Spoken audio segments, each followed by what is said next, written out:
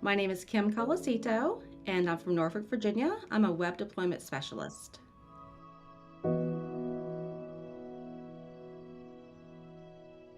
I grew up in Norfolk, Virginia, and I was born a little later in life to my parents. My childhood was not really traditional. My mother was battling breast cancer for most of my childhood and passed away when I was 8 years old. I was overweight my entire life. From as early as I can remember. I remember eating grapefruit in my front yard and someone driving by and catcalling me that I needed to lose weight and to keep eating grapefruit. I remember receiving a letter from my oldest sister in the mail encouraging me to keep up the good work on my diet. I was just always overweight, and I don't know that any one certain thing led to me being overweight. I just like to eat. As a teenager, I was larger than all of the other girls in my class, and we had to weigh ourselves in health class in ninth grade. And I remember being very embarrassed because the teacher had us weigh in front of everyone and read our weights out loud. And I was 145 pounds, and all of my friends were around 100. And I remember coughing to try to cover up anyone hearing my weight at that time. So, weight has been an issue for most of my life.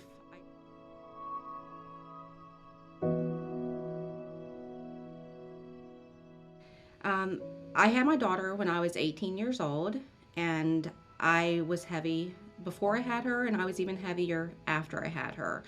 And over the years, raising her, I would lose weight here and there and gain it back. I was a single mother. I raised her on my own, and my focus was always on her. So I think, like a lot of moms, I focused more on her than myself, and I just let myself go to the point where I was very unhappy. I was embarrassed. I didn't take a lot of pictures because I didn't like the way I looked.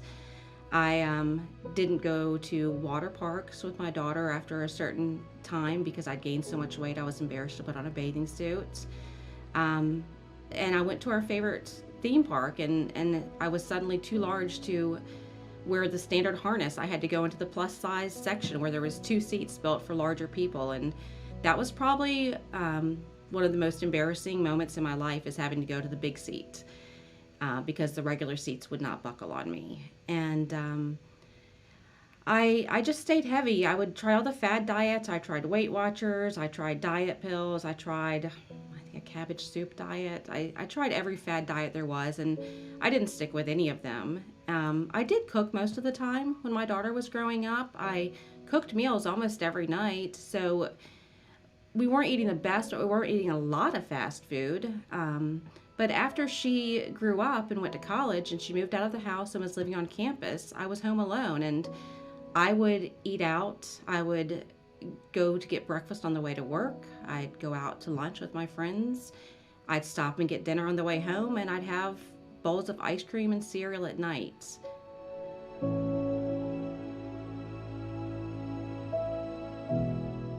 So while my daughter was in college, I gained about 40 pounds, and I was probably morbidly obese before then, but I was then close to 270 pounds, and starting to have health issues that were making my life even less fun. So I started walking my daughter's dog. She moved home from college, and I started walking her dog, and I noticed I was losing a little bit of weight. So at the suggestion of my niece, I added a calorie counting app to my phone, to my smartphone, and I started counting my calories every day.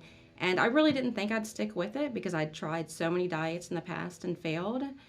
But for some reason, this clicked. I think it may have been a combination with the fact that my daughter was now officially an adult. She was out of college. She was living on her own. She had came home for about a year, if that, and then moved into her own place. And I was alone for the first time in my life with nothing to focus on but me.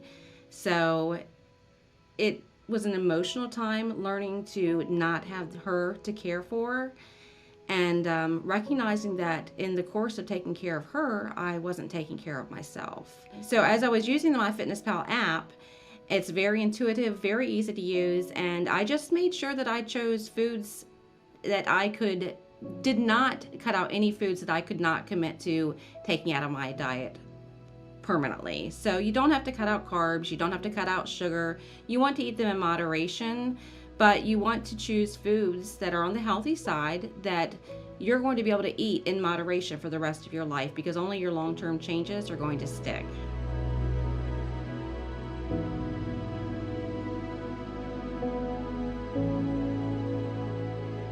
About 3.5 years after I reached my goal weight, I was actually diagnosed with breast cancer. And that was my second battle. And I attribute finding the cancer to my weight loss. So I really do feel like the weight loss saved my life. I lost a lot of weight in my upper body, which was a lot of breast volume. And that enabled me to find my breast cancer on my own at a very early stage, stage 1. And I went on to have surgery to remove the cancer and radiation, and I'm going through some ongoing treatment now to keep the cancer from returning.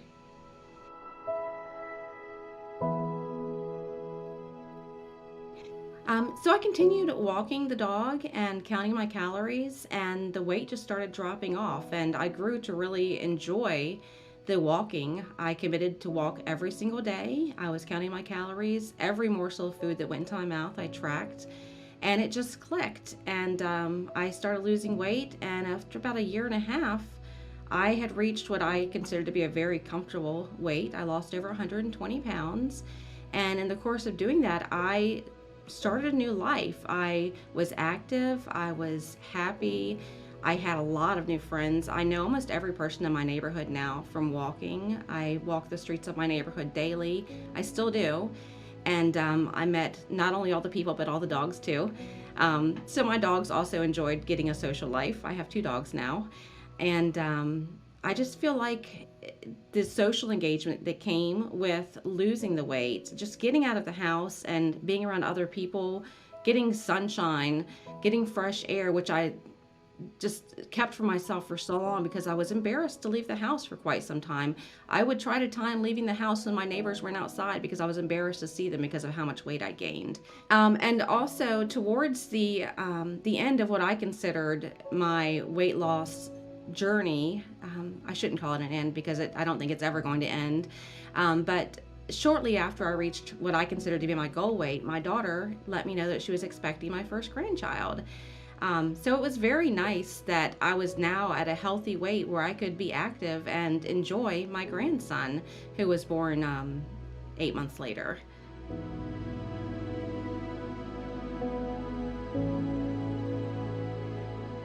The advice I would give to my younger self would be to make sure you take time for yourself.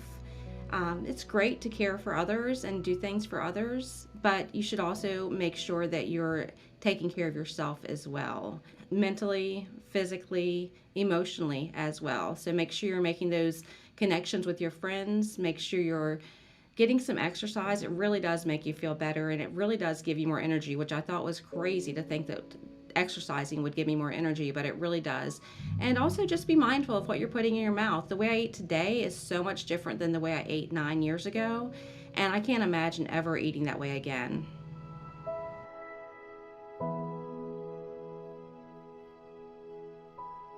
I think her turn means to me a chance for women to share their stories, their battles of what they've overcome, to give hope and wisdom to other women that they can overcome something that they're going through as well.